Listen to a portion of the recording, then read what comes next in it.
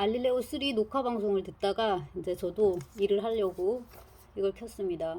오늘 유한계급론 그런 책 저 사실 처음 들었는데 해주는데 기대를 저버리지 않네요. 너무 재미가 있는데 그 이 소설보다 더 재미있는데, 달리 말하면 이제 스트루가츠키 소설인데 오늘 얘기할 건 요거고, 이제 제가 좀 더 집중적으로 읽을 거는 이제 이건데, 확실히 그 러시아 이 SF는 재미로 읽을 책은 아닌 것 같고요. 그냥 이제 공부하는 마음으로, 네, 착한 마음으로 읽어야 될 것 같습니다.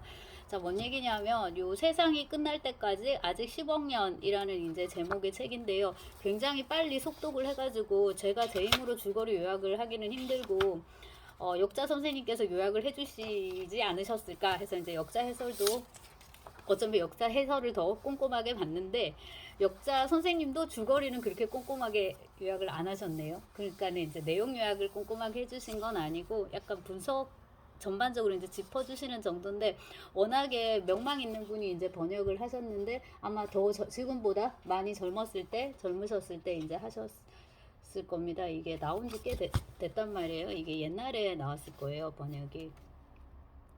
자, 그런데 번역도 물론 좋고 그 다음에 해설도 깔끔하게 되게 이제 잘 쓰셨는데,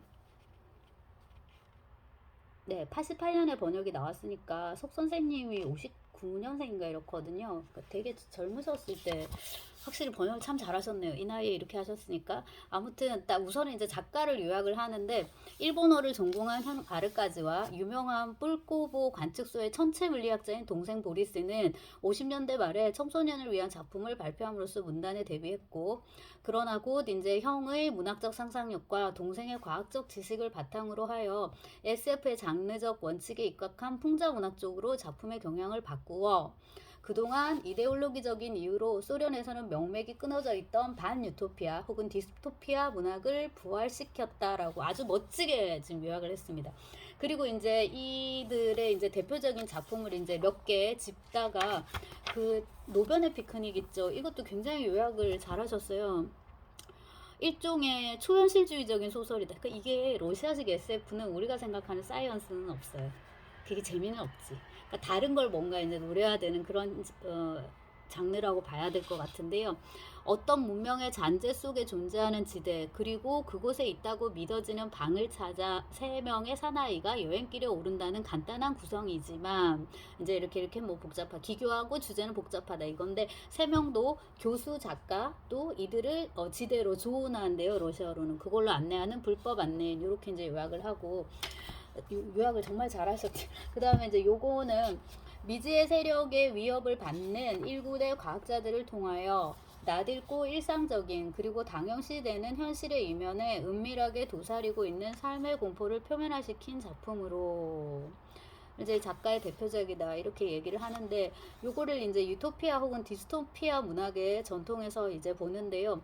19세기에 18세기지 이 사람은. 심지어 스마로코프부터 짚어서 19세기에 이제 오도에스키 이런 사람이 있습니다. 저도 한때 관심을 가져서 논문도 썼었는데요.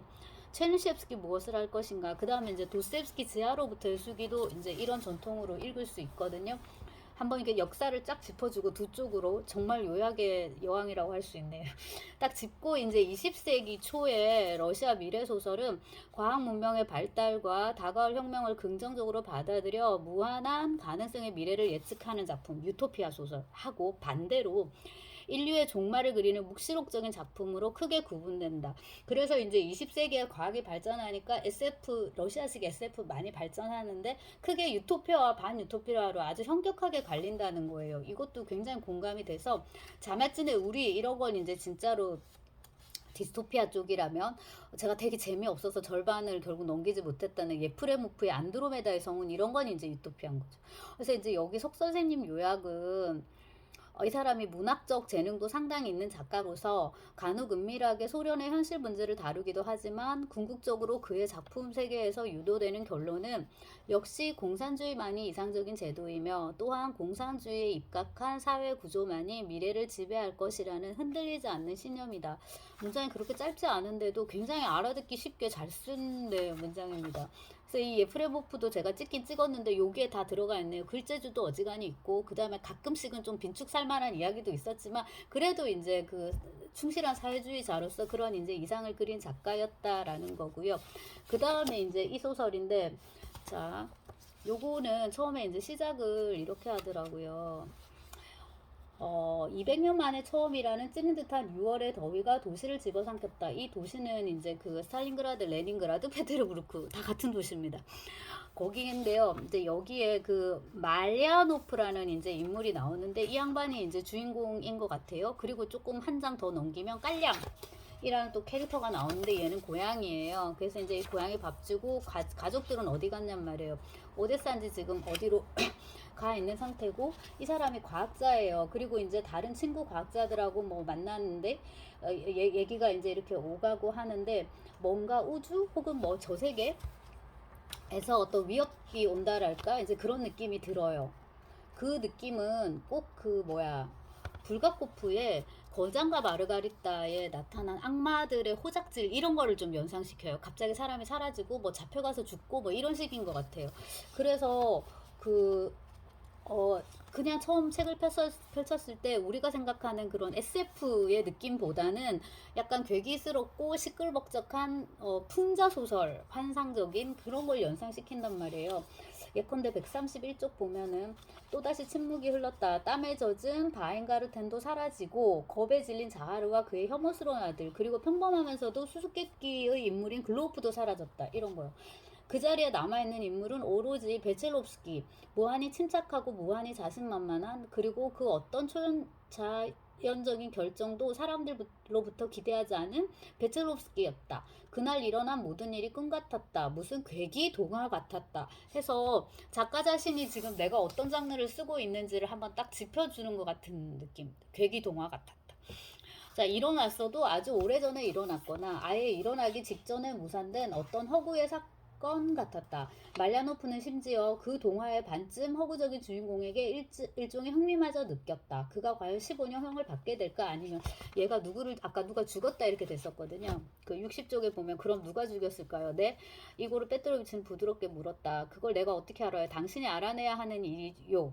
일 아니요? 했더니 선생이 죽였어. 이러면서 죄와벌의 예순판사 포르피리를 연상하는 달레노트의 어조로 이고르 페트로비치가 말했다. 이러면서 네가 죽였다고 드미트리 알렉세이비치 이렇게 말하는데 드미트리 알렉세이비치가 말야노프거든요. 그래서 지금 이 사람이 그 살인사건의 용의자로 잡혀가 있는 그런 상황인 것 같은데 얘들이 근데 과학자거든요. 얘 누구야? 베제롭스키인가 이제 이 사람들도 그렇고 그러니까 뭔가 해야 되는 연구가 있는데 그 연구가 앞에 나와요. 뭐였더라?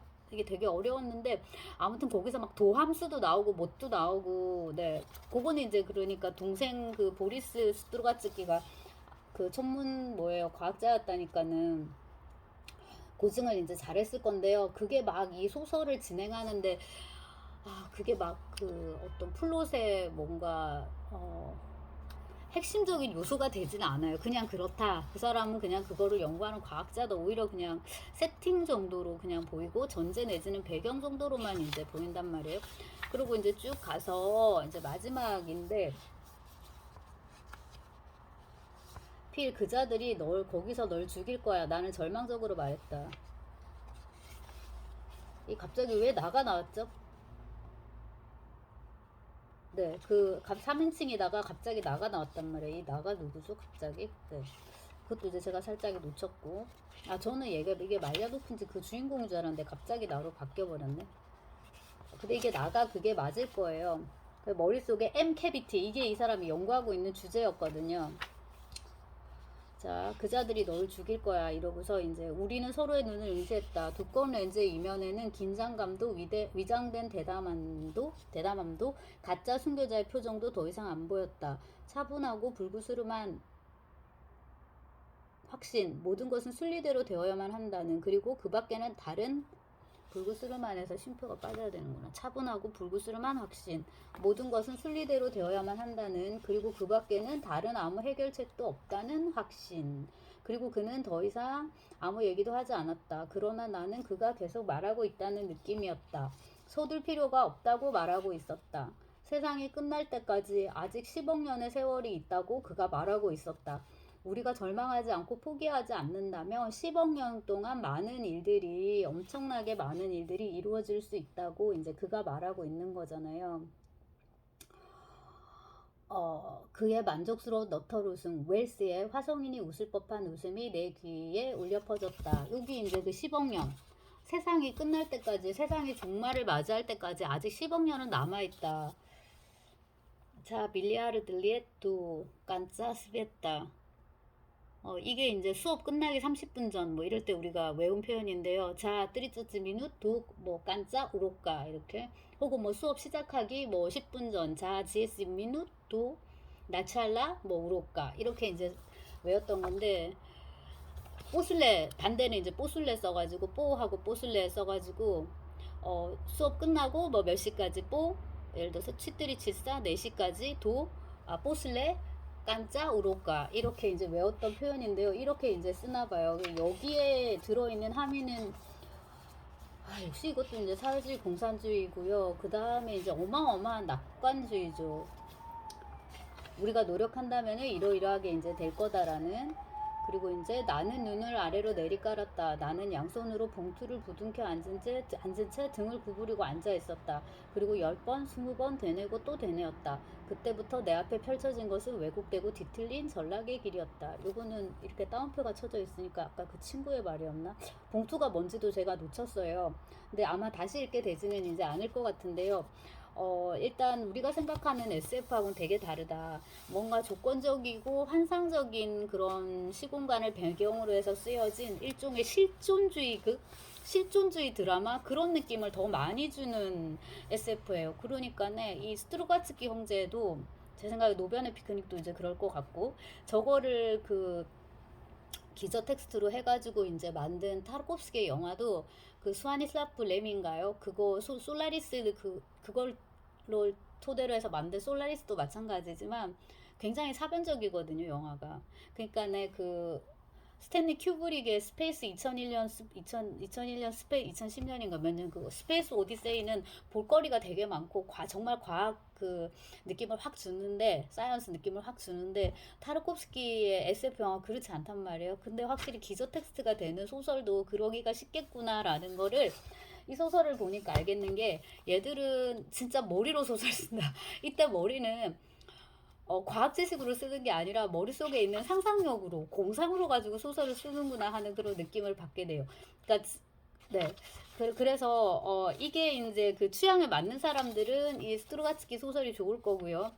이게 정말 취향이 아닌 사람들은 뭐 네, 이거를 뭐 읽을 수는 없겠죠. 근데 여기 이제 석 선생님이 다른 SF 작품들의 시공간적 배경이 미래 허구적 장소임에 비해서 세상이 끝날 때까지 아직 10억 년의 배경은 동시대의 레닌그라드. 이게 뭐냔 말이에요.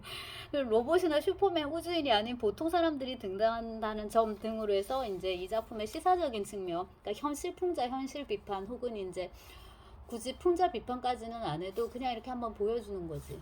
아까 그 유한계급론에서 작가가 인간 사회를 이렇게 곤충을 들여다보는 파베르가 아니고 파브르처럼 이렇게 관찰하면서 기록한다. 이제 그런 느낌처럼 이제 그 현실을 이렇게 한번 이런 식으로 한번 담아보는 거죠. 근데 이게 시간이 뭔가 멀리 가 있으면 그 풍경이 되게 달라져 있어야 될 것 같은데 그런 것도 없고, 그러니까 그런 거에 대한 고민을 작가가 하지도 않았고, 대신에 이제 이런 식의 뭔가 조건적이고 환상적인 어떤 설정을 한 다음에 보여주고 싶은 거는 이제 다른 거. 그래서 이제 제가 말씀드렸듯이 무슨 사르트르나 까뮈의 실존 드라마나 심지어 더 나아가서 이오네스코인가요? 부조리그 어릴 때 좀 좋아했었는데 이제 그런 부조리극을 보는 것 같은 오히려 느낌. 그런 거를 생각하면은 인물도 많고 오히려 이제 스토리도 많다고 할 수 있을 것 같고, 여기 이제 선생님이 요약한 의미 구조는 한마디로 인간과 비인간적인 힘과의 대립, 그리고 그 대립 속에서 유도되는 어떤 긴장감 이런 거라고 하는데요.